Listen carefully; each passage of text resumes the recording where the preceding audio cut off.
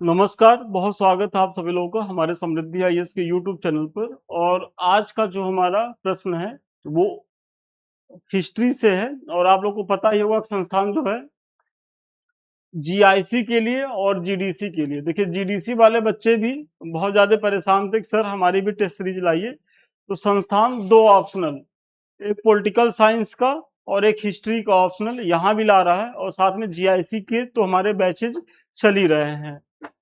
उसी के तहत आज का जो हमारा प्रश्न है कि उपनिषदों में प्रतिपादित ब्रह्म की अवधारणा पर टिप्पणी लिखना है। तो 25 अंक का प्रश्न है, अच्छा प्रश्न है। और ये सारे बैचेज हैं। सबसे पहले तो यूपीजीआईसी का जो आप लोग का परीक्षा 30 अगस्त को प्रस्तावित है, उसके लिए हिस्ट्री ऑप्शनल का टेस्ट सीरीज संस्थान संचालित कर रहा है, आप लोग जुड़ सकते हैं। फिर नागरिक शास्त्र चल रहा है हमारा, सिविक्स वाला। और फिर जीएस का जो है सॉरी आपको जो प्रथम प्रश्न पत्र है जिसमें हिंदी और निबंध की चीजें हैं, तो ये जीआईसी के लिए कोर्सेज संचालित हैं, दो ऑप्शनल। और इसमें एक ऑप्शनल छूट गया है, ज्योग्राफी भी हमारा चल रहा है, भूगोल वाला भी। तो भूगोल वाले भी बच्चे जुड़ सकते हैं ऑप्शनल के तहत। और फिर जीडीसी में आप देखेंगे तो जीडीसी में हिस्ट्री और पॉलिटिकल साइंस, ये दो ऑप्शनल का बैच जो है वो बहुत जल्दी स्टार्ट हो रहा है। इसमें एडमिशन की प्रक्रिया जो है वो शुरू हो गई है। तो आप लोग जो है 73030750 पे जो है इस पे नामांकन करा सकते हैं। चलिए, प्रश्न हमारा है कि उपनिषदों में प्रतिपादित ब्रह्म की अवधारणा पर क्या है, तो टिप्पणी लिखना है। तो आइए सबसे पहले आप बताइए उपनिषद, क्योंकि की पॉइंट क्या है, उपनिषद है। तो उपनिषद उप और नि उपसर्ग से मिलकर बना है। इसका अर्थ है तत्व ज्ञान के लिए गुरु के पास सविनय बैठना। मतलब उपनिषद माने उप माने क्या है और नी माने, ये दो उपसर्ग है। और इसका मतलब है कि गुरु मतलब तत्व ज्ञान, मतलब ज्ञान प्राप्ति के लिए गुरु के समक्ष बैठना। ठीक है। और चूंकि आरण्यक के बाद की स्थिति होती है तो जंगल में जो गुरु शिष्य परंपरा होती है, तो जो शिष्य लोग होते हैं वो गुरुकुल में जाते हैं, गुरुओं के आश्रम में जाते हैं, वहां रहते हैं और ज्ञान प्राप्ति का मतलब प्रयास करते हैं। और गुरु जो है उन्हें इसी तरीके से अपने समीप बैठा करके ज्ञान की प्राप्ति कराते हैं, मतलब ज्ञान देते हैं विभिन्न विषयों पर। इनकी संख्या कितनी है, 108 से लेकर के 200 तक इनकी संख्या है। लेकिन 11 उपनिषद जो है वो मुख्य माने गए हैं। मतलब संख्या इनकी बहुत ज्यादा है, कहीं कहीं तो 200 तक भी है, लेकिन जो इसमें 11 उपनिषद हैं वो महत्वपूर्ण माने गए हैं।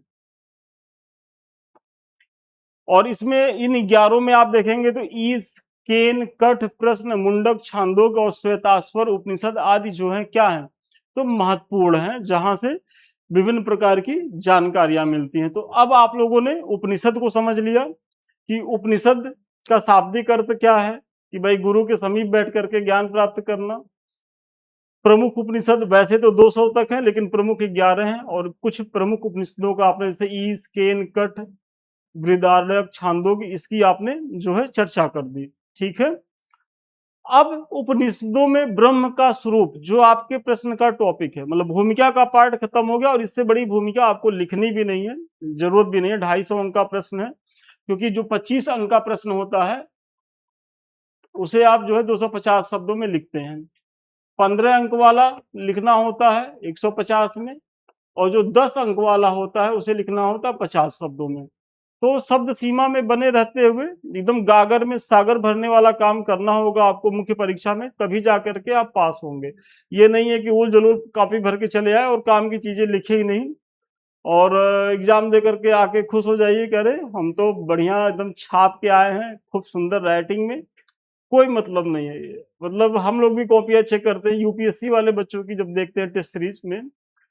और हिस्ट्री तो मेरा ऑप्शनल ही रहा है, तो जब मैं देखता हूँ तो मुझे बड़ी निराशा होती है कि पीटी पास किया हुआ बच्चा जो है इतिहास में इतना ब्लंडर कैसे कर सकता है। और ये एमए बीए वाली मानसिकता से एकदम निकल जाइए कि पेज भरा रहेगा, सुंदर लिखावट रहेगी, तो हम जो है पास हो ही जाएंगे। तो ऐसा कुछ नहीं है, एग्जामिनर खूब बढ़िया से पढ़ता है, ऐसे ही नहीं आपको जो है वो प्रवक्ता बना देगा, वो भी यूपी कमीशन में। यूपी कमीशन जो है नंबर उड़ाने में कुख्यात है, इसीलिए अभी एलटी का रिजल्ट आने वाला है। उसमें आप देखिएगा कि हर सब्जेक्ट की कुछ सीटें रिक्त रहेंगी। उसमें क्या होगा कि योग्य अभ्यर्थी जो 40% 35% का क्राइटेरिया है वो भी फुलफिल नहीं कर पा रहे हैं। तो अंदाजा लगा लीजिए कि कितनी टफ मार्किंग सब करते हैं। तो इसमें ब्रह्म के स्वरूप की यदि बात देखेंगे तो परम सत्य और चेतना जो पहला है ब्रह्म को लेकर के कि ब्रह्म ही इस पूरी दुनिया का क्या है, परम सत्य है, मतलब मूल आधार है। ब्रह्म से बियॉन्ड कुछ भी नहीं है, ब्रह्म से अलग कुछ भी नहीं है। वह जन्म और मृत्यु से परे है, मतलब ब्रह्म जो है न तो जन्मता है न तो भाई जो जन्म नहीं लेगा वो उसका मृत्यु भी नहीं होगा। मतलब ब्रह्म जो है वो नश्वर है, वो नाशवान है ही नहीं है। एवं सत्य ज्ञान तथा अनंत है, ब्रह्म ही सत्य है, ब्रह्म ही ज्ञान है और ब्रह्म ही अनंत असीम है। जैसे केन उपनिषद में कहा गया है कि ईश मतलब ईश्वर या ब्रह्म, चक्षु, वाणी, मन आदि की गति से परे है। मतलब ईश्वर केन उपनिषद में कहा गया है कि जो ब्रह्म है वो चक्षु माने आंख, मन और वाणी जो वचन है उससे भी वो परे है। मतलब उसको आंख देख नहीं सकती, मन उसको महसूस नहीं कर सकता और वाणी उसके बारे में कुछ व्यक्त नहीं कर सकती। ऐसी ईश्वर की महिमा है। कौन कह रहा है? केन उपनिषद कह रहा है। फिर इसमें आप देखेंगे कि ईश्वर का जो रूप है वो निर्गुण भी है, सगुण भी है। कुछ जो है उपनिषद इसे निर्गुण निराकार मानते हैं तो कुछ इसे सगुण भी मानते हैं। उपनिषदों में ब्रह्म का मुख्य रूप निर्गुण बिना आकार और गुणों के माना गया है। वहीं दूसरी ओर सगुण रूप में भी संपूर्ण ब्रह्मांड का पालन और नियंत्रण कर्ता किसे बनाया गया है? तो ईश्वर को ही माना गया है। मतलब वैसे तो अगर उपनिषदों में देखा जाए तो वो ईश्वर या ब्रह्म के किस रूप को ज्यादा महत्व देते हैं? तो वो जो है निर्गुण निराकार रूप को महत्व देते हैं, लेकिन कहीं कहीं उसके सगुण रूप को भी सृष्टि का पालन करता और आधार बताया गया है। तो ये दोनों धारा जो है वो उपनिषदों में मिलती है। मुख्यतः जो है निर्गुण वाली धारा ज्यादा प्रसिद्ध है। ठीक है। नेति नेति का सिद्धांत उपनिषदों में ब्रह्म को समझने के लिए नेति नेति मार्ग जो है वो अपनाया गया है, जिसका अर्थ है कि दुनिया की कोई भी वस्तु या परिभाषा पूरी तरह ब्रह्म का क्या है तो बयान नहीं कर सकती। मतलब ब्रह्म के बारे में दुनिया की कोई वस्तु या कोई परिभाषा बता नहीं सकती कि ब्रह्म कैसा है, मतलब उसका स्वरूप कैसा है, उसमें गुण कैसे हैं, ये कोई नहीं बता सकता। मतलब ये नेति नेति का जो सिद्धांत वही है कि ब्रह्म का बयान कोई भी नहीं कर सकता। फिर अगला क्या है कि ब्रह्म और आत्मा की क्या है तो एकता की बात कही गई है। उपनिषदों का सबसे बड़ा संदेश यह है कि मनुष्य के भीतर उसके हृदय में जो आत्मा है वह अलग नहीं है, बल्कि वही पर ब्रह्म है। जैसे अहम ब्रह्मास्मि, मतलब मैं ही ब्रह्म हूं। और उपनिषद क्या कहते हैं कि भाई जो आप हैं, जो आपकी आत्मा है वो ब्रह्म है। बस आप मोह माया के वशीभूत होकर के अपने जो वास्तविक स्वरूप है कि आप ब्रह्म के ही अंश हैं, ब्रह्म से आप अलग नहीं हैं, उसको आप विस्मृत कर दिए, भूल गए हैं। और यहाँ के मोह माया में कि भाई आप किसी के बेटे हैं, किसी के पति हैं, किसी के पिता हैं, इसी भूमिका में आप एकदम मग्न हैं। मतलब आपका जीवन क्या है तो ये आप एक स्वप्न में जी रहे हैं और वास्तविकता क्या है कि आप ब्रह्म के अंश हैं। लेकिन यहाँ का जो मोह माया लोभ है ये आपको घेरे हुए है। तो वही जिसको जैन बौद्ध धर्म क्या कहते हैं कि तृष्णा, जो तृष्णा वाली चीजें हैं वही प्रभावी हैं। ठीक है। और इसीलिए उपनिषदों में क्या कहा है कि अहम ब्रह्मास्मि, कि मतलब मैं ही ब्रह्म हूं। फिर सृष्टिकर्ता के रूप में ब्रह्म को माना गया। उपनिषद में सृष्टिकर्ता के रूप में कौन है? ब्रह्म है। तो उत्पत्ति एवं प्रलय, मतलब जो उत्पत्ति होती है वो भी ब्रह्म करते हैं, जो प्रलय होता है, संहार होता है, वो भी किसके द्वारा किया जाता है? तो ब्रह्म के द्वारा ही। इस संसार में हर चीज उसी ब्रह्म से पैदा होती है और उसी में क्या होती है तो विलीन हो जाती है। फिर आप देखेंगे कि जो ब्रह्म है वो सर्वव्यापक है, मतलब वो कण कण में विद्यमान है। मतलब इसमें कबीरदास जी ने एक बड़ा अच्छा मतलब कहा था कि काकर पाथर जोड़ के मंदिर लिए बनाए, तापर चढ़ी मुल्ला बाग दे, क्या बहरा हुआ खुदा है। और फिर वो कहते हैं कि भाई खुदा तो जो चींटी चलती है और चींटी के चलने की जो आहट होती है वो भी वो सुन लेता है, तो तुम को इतना ज्यादा मस्जिद में चिल्लाने की क्या जरूरत है। तो वही चीजें हैं कि मतलब जो सर्वव्यापी है वो कण कण में है, यह कण कण में मौजूद है। जैसे एक धूप और हवा सब जगह फैलती है, वैसे ही एक ईश्वर या ब्रह्म सब जीवों के अंदर यौन बाहर है। ठीक है, तो इस तरीके से आपको थोड़ा सा पॉइंट पॉइंट दे के चीजों को लिखना होगा, तब जाकर के आप बेहतर अंक पाएंगे।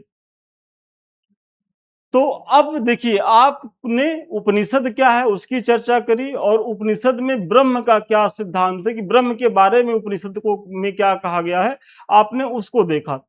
और प्रश्न में क्या था कि टिप्पणी करना था, और टिप्पणी में इतना हमेशा ध्यान रखिए कि जब टिप्पणी करनी हो तो जो उसका निगेटिव चीज है उसको भी आपको दिखाना होगा। तो उपनिषदों में जो ब्रह्म को लेकर के कही गई बातें हैं, जनरली बच्चे क्या है कि उतना लिख करके चले आए और खुश हो गए कि हम तो जो है 25 अंक का प्रश्न है 15 अंक पा जाएंगे, लेकिन आपने सही मायने में काम कितना किया है, 10 अंक काम किया है।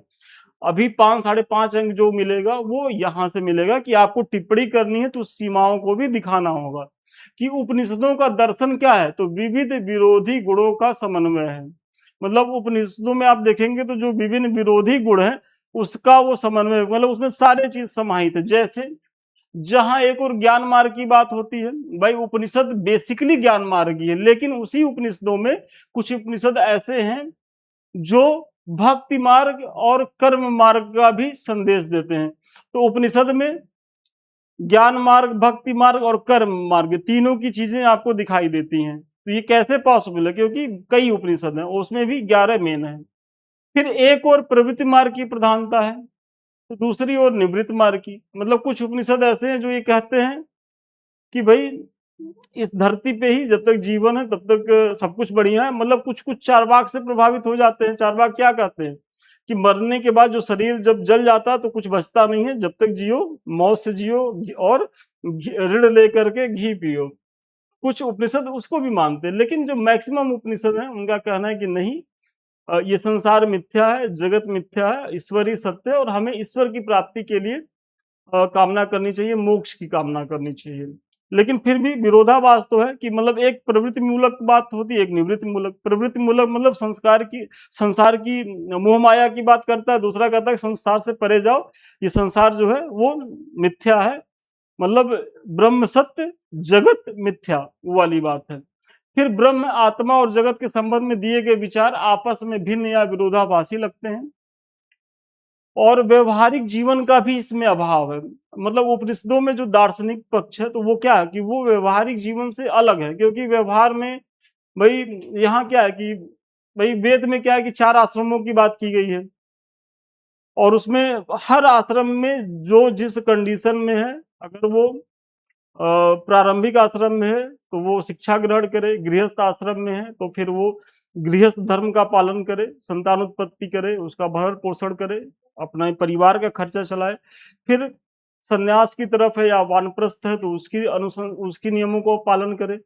लेकिन उपनिषद में क्या है कि एक ही चीज है कि सब कुछ बेकार है, जगत जब मिथ्या ही है, सारे रिश्ते नाते सब धोखा है, ईश्वर ही सत्य है, इसलिए सब कुछ छोड़ करके ईश्वर में लग जाइए। तो ये व्यवहार में तो पॉसिबल है नहीं ना, मनुष्य सब कुछ कैसे छोड़ सकता है। तो इसलिए यहाँ थोड़ा सा अतिवादी दृष्टि भी दिखती है।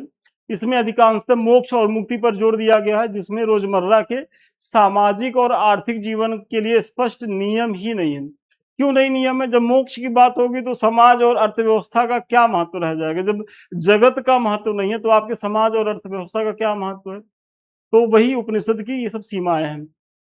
फिर निष्कर्षतः कहा जा सकता है कि उपनिषदों की कुछ सीमाओं के बावजूद भी भारतीय दर्शन परंपरा के आधार पर जो ईश्वर एवं जीव जगत में एक तादात्म्य स्थापित करता है, मतलब ये क्या कहता है कि ठीक है इसकी सीमाएं हैं, लेकिन फिर भी यह ईश्वर और जीव जगत में क्या एक तादात्म्य स्थापित करने की बात करता है। और जब मनुष्य सबसे ज्यादा विचलित होता है, जब उसका कोई प्रिय खो जाता है, तो यही उपनिषद के जो ज्ञान है उसे जो है संभालने का काम करते हैं। तो इसकी भी बड़ी महत्ता है। ठीक है